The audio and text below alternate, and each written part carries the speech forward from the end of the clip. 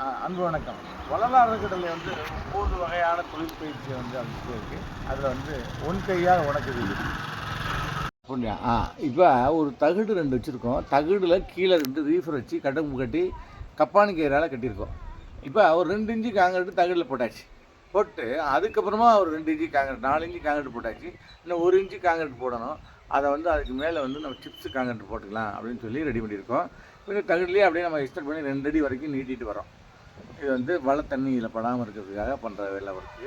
இது நம்ம வந்து சாதாரணமாக இப்போ ஒரு சின்ன கப்பானி கயிறில் அந்த பக்கமும் இந்த பக்கமும் கட்டியிருக்கோம். 2 ரீப்பர் வச்சுருக்கோம். கட்டுக்கும் மேலே கட்டியிருக்கோம்.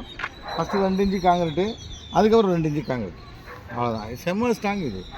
இப்போ ஒரு கம்பு எடுத்து இந்த கம்பை ஒரு 1/2 அடியில் மண்ணில் நோண்டி புதைச்சிட்டு அதை சாய்ச்சோம்னா உடஞ்சிரும், இல்லைன்னா வளைஞ்சிரும்.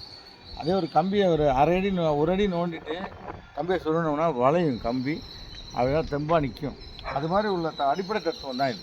அடிப்படை தத்துவம் எவ்வளோ லோடு தாங்கும், இதுக்கு என்ன பண்ணணும், எவ்வளோ வெயிட்டை கொடுக்கணும் அப்படிங்கிற ஒரு சிந்தனையில் வந்து இளைஞர்களுக்கு வந்து இது மாதிரி அடிப்படை சிந்தனைகளை உருவாக்கும் போது நமக்கு மேலே அவங்க ஒரு வேலையை செஞ்சு முடிப்பாங்க. அதனால் இளைஞர்களுக்கு வந்து நல்ல ஒரு தொழில் சார்ந்த நுணுக்கங்களை, ஒவ்வொரு தொழிலும் ஒரு நுணுக்கம் இருக்கும். அந்த நுணுக்கங்களை அவங்களுக்கு சொல்லிக் கொடுத்தோம்னா போதும். அவங்க வந்து அது நமக்கு மேலே நல்ல விஷயங்கள் நிறைய செய்வாங்க.